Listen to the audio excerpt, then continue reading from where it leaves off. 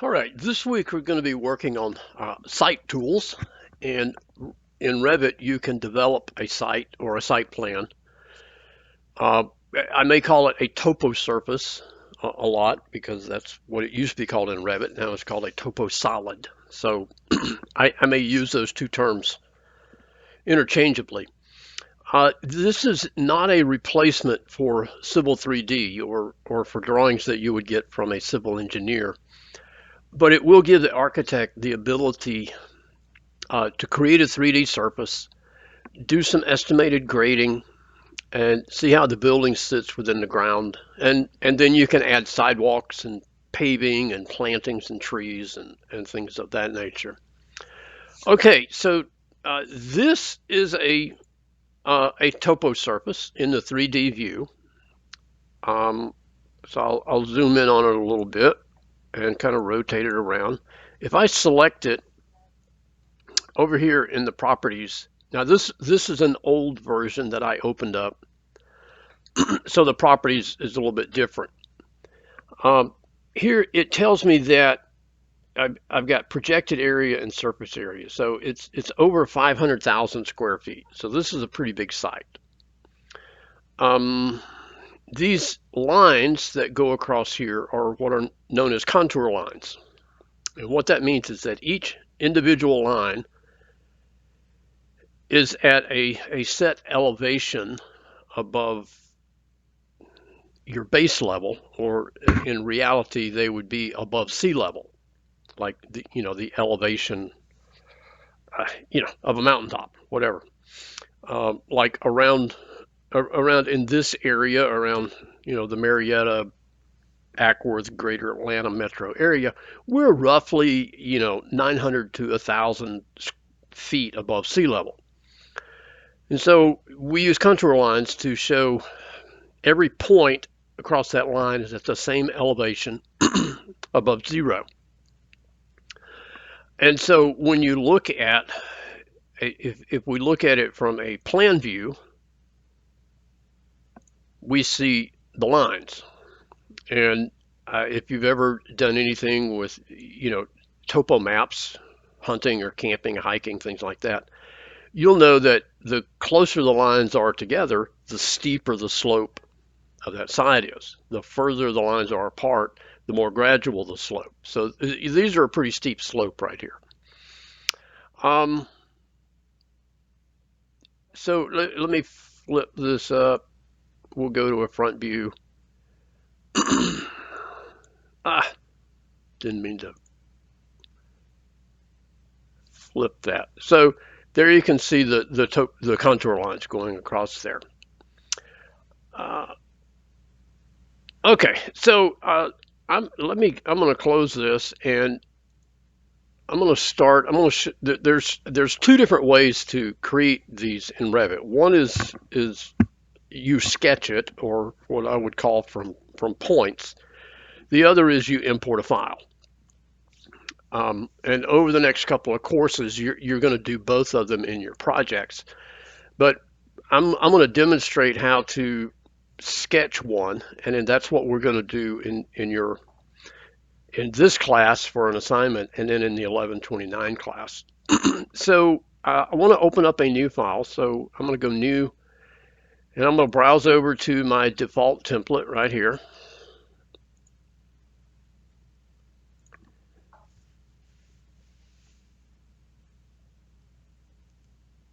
Okay, all right, so we got it open. We're on level 1. I want the site plan open because that's where in visibility and graphics, everything will show up in your site plan. They contour lines and points and things like that may or may not show up in your level 1 plan. So we go to visibility and graphics, and I'm going to close level 1. These two little blue things here are your project base point and your survey base point. And we'll get into them more later on, but they're turned off in the architectural plans for the most part. I want to open the 3D view, even though we don't have anything here right now. And then I want to tile my views. So let me go WT. And this way you'll be able to see both both things when we're working here. Okay, so to start with, we come up here to massing and site, and we go topo solid, and I want to create from sketch. Okay, so over here in properties, I see it's got topo solid grassland 16 inches. That's the family that's kind of default. You've got some other ones here, you know, pathways, water. I'm sure there's probably other ones in the catalog that I haven't seen yet. And the measurements on them are the depth or the thickness of them. So generic 20 feet would just be just that, 20 foot deep of dirt. Let's leave it at this one for right now. The first thing you're going to do is you have to sketch the boundary. And if you're tracing a project, you want to make sure boundary line is selected. If you're tracing a project, you could go pick lines and then click on the existing lines that you want to trace. We don't have anything in here like that right now. So I'm just going to go with draw lines. And excuse me, I'm just going to randomly draw a couple of lines across here. And it has to be a closed loop. Okay. And then I'm going to click to accept it. Now, when we look at our 3D view, and I've got everything on hidden line. So on my 3D view, I'm going to go ahead and change that to shaded. And it comes in as a green color. You could do that over here. You may find it more difficult to work with color when you're working on your site. Okay, so now we're going to add some points to give us some elevation in here. So we go back to, we select our topo surface. And now we get our modify menu up here.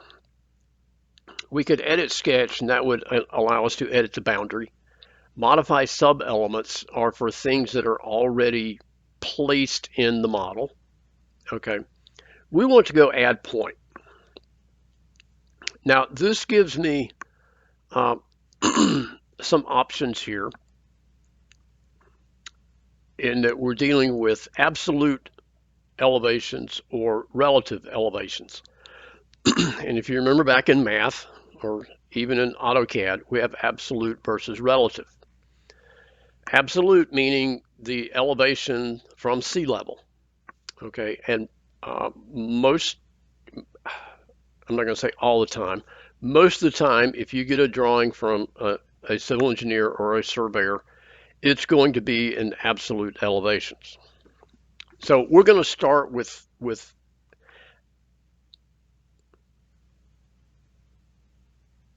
absolute. And oh, it didn't. It's weird because I'm not seeing. Oh, it's the button. I'm sorry. When I was on the bigger screen, the menu was expanded. So right here, we've got, this would be relative. So it make changes along the surface. This is going to be absolute elevations. And it's working from our project base point, which right now is set at 0. Okay. You could pick or change as needed. So it's set at 0, which is what we have our points around here. So I'm going to go ahead and put a couple of points in here at 0, and you can see the elevations are showing up there. Now I'm going to come back in and let's change that to 6 feet. And let's put a couple more points in. And you notice it adds contour lines because it's adding elevation to our solid, to our surface here. And so I'm going to change this to 12 foot now and put a couple more over here. And then I just pressed escape to kind of get out of that. And so over here, you can see how we've created elevation in our model. Okay.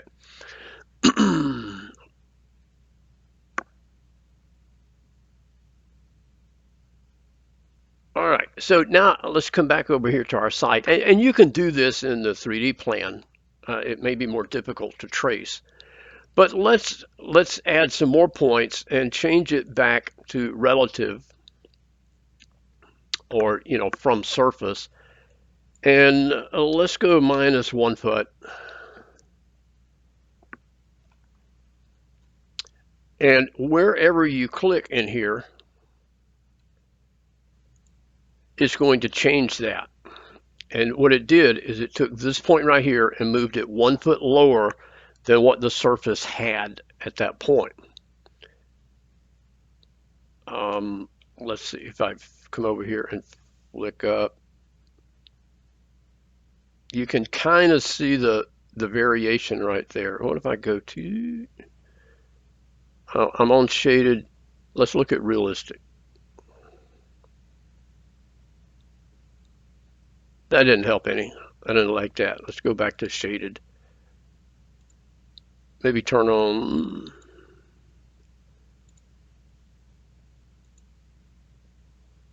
No, shadows didn't do, but you can kind of see the contour, the little bend right there.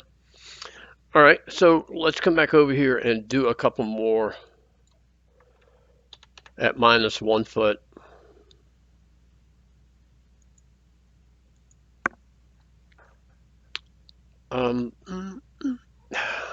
And you can see the changes that are coming in. And so let's change that to 3 feet. And so whatever we're at, we're going to add 3 feet to the height of it. Okay, so you can see how that is changing over there. All right, so I'm going to click modify to end that. And you can see how we've made some changes there. Okay, now let's come back in here and select our surface. And let's go modify sub-elements. Now you can come across here and select a point. Okay, and then it tells you the elevation of that point. You could you could click here to change it.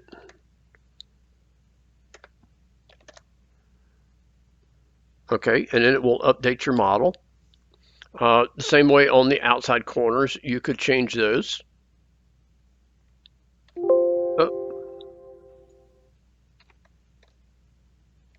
Okay, if you're in your 3D model and you go modify sub element and you click on a point, you get the arrows where you can actually drag it. Whoa, cancel, I drug it too far.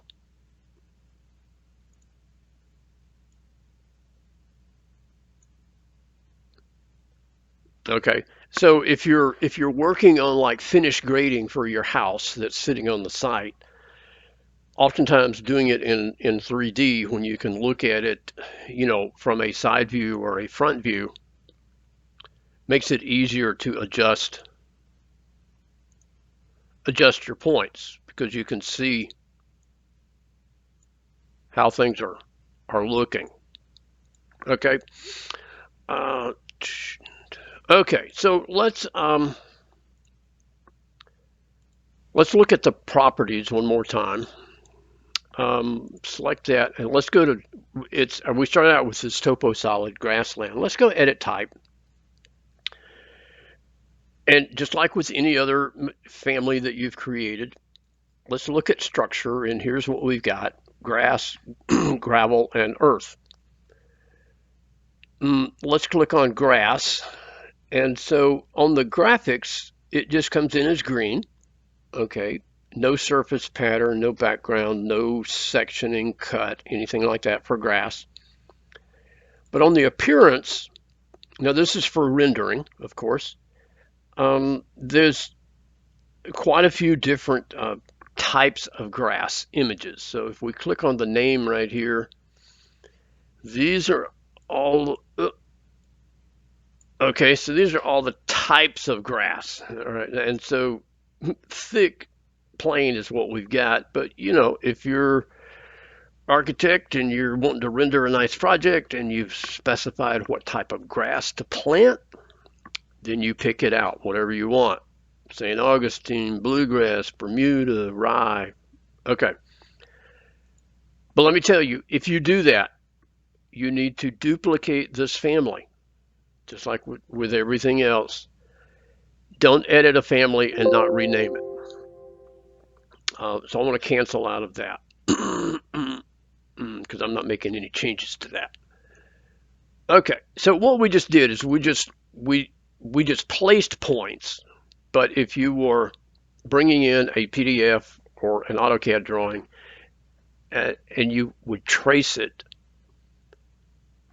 that's a simple way to do it and pretty common.